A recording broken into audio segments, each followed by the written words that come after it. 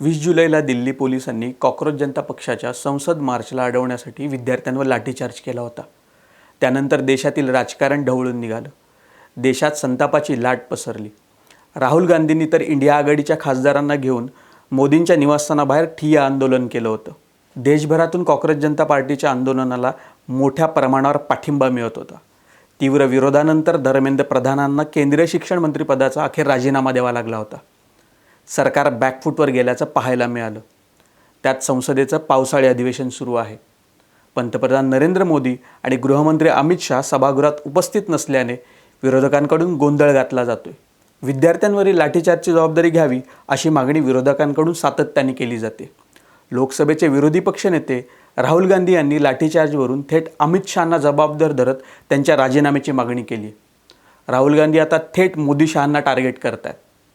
राहुल गांधींचा आक्रमक पवित्रा आणि मोदी शहांचं सभागृहात न येणं याचा अर्थ सरकार बॅकफूटवर गेलंय का असा सवाल उपस्थित होतोय.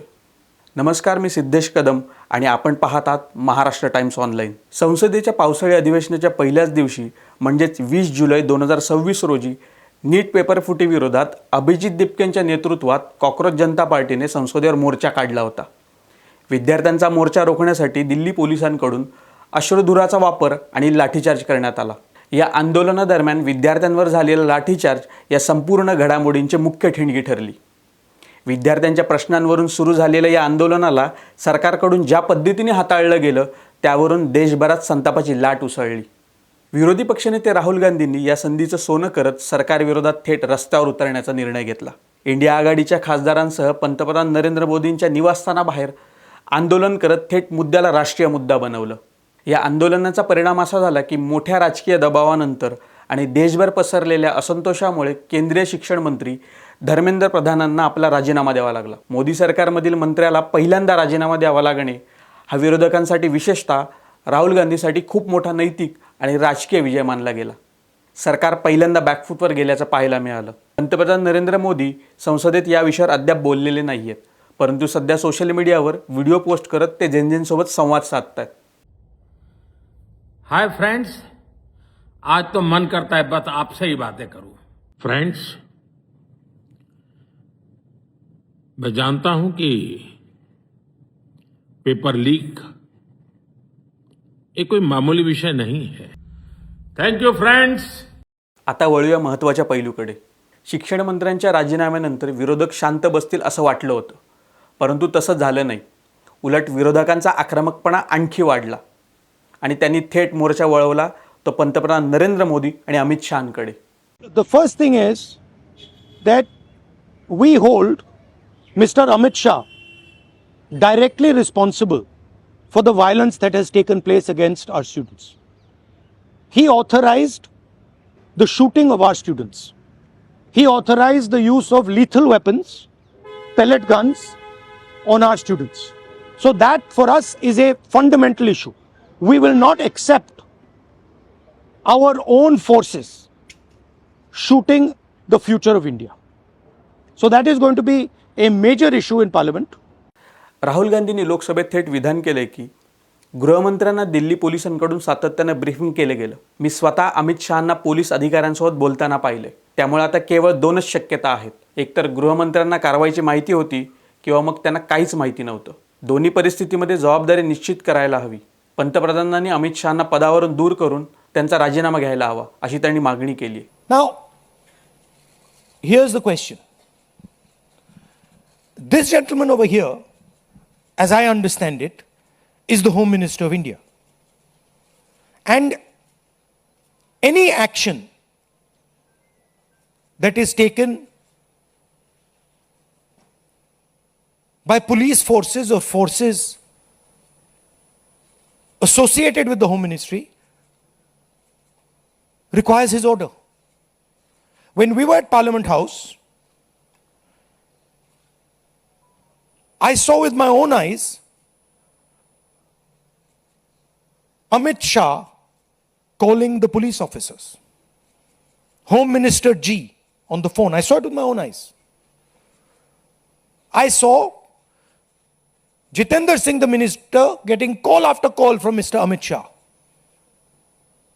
So he was pretty clear, he was aware of what was going on the street. Now, there are two possibilities. Possibility number one is he gave the order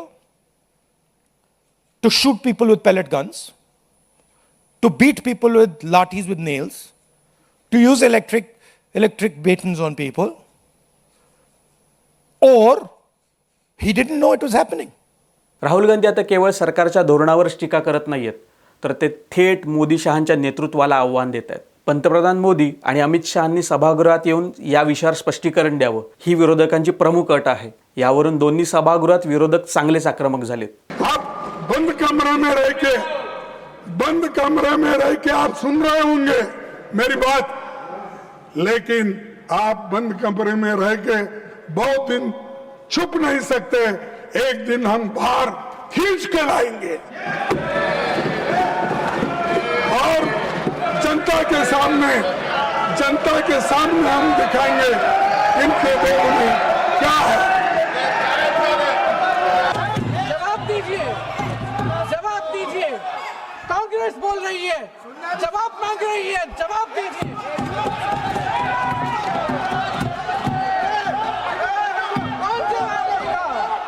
कौन जवाब देगा? गृह मंत्री जी जवाब देंगे. किसने ऑर्डर दिया पैलेट गन्स चलाने के लिए? किसने ऑर्डर दिया? आपके माध्यम से मैं पूछती हूं अध्यक्ष महोदय, किसने ऑर्डर दिया? प्रधानमंत्री जी ने दिया? गृह मंत्री जी ने दिया? जवाब देंगे? पूरा देश पूछ रहा है, सिर्फ कांग्रेस पार्टी नहीं पूछ रही है, पूरा देश पूछ रहा है. काँग्रेस पाठोपाठ उद्धव ठाकरेंची शिवसेनाही सरकारविरोधात आक्रमक झाली आहे. खासदार संजय राऊतांनी थेट पंतप्रधान मोदी आणि अमित शहांना घेरलंय. प्रधानमंत्री डर गए, गृहमंत्री डर गए, लापता है, हम ढूंढ रहे हैं.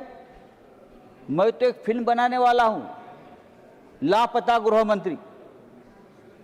बहुत सी फिल्में बनती है, कहाँ है गृहमंत्री? बार बार जो हर बात पर बयान देते हैं, हर बात का क्रेडिट लेते हैं, लेकिन इतना बड़ा आंदोलन हो गया, इतना बड़ा लाठीचार्ज बच्चों पर हो गया, पैलेट गन चल गई, लेकिन गृह मंत्री का एक बयान तक नहीं आया है.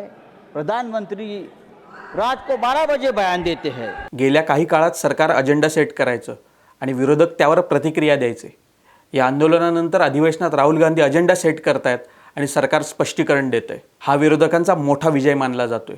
एवढं नक्की की या अधिवेशनात राहुल गांधी आणि विरोधक एका नव्या रूपात दिसत आहेत.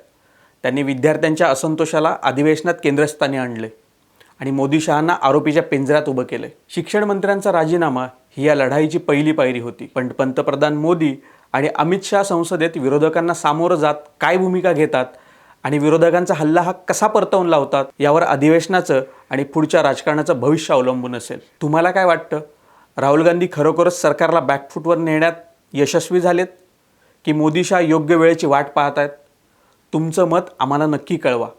हा व्हिडिओ आवडला असेल तर लाईक आणि शेअर करायला विसरू नका. असेच व्हिडिओ पाहण्यासाठी महाराष्ट्र टाइम्सचं यूट्यूब चॅनल सबस्क्राईब करा आणि हा व्हिडिओ शेवटपर्यंत पाहिलात त्यासाठी धन्यवाद.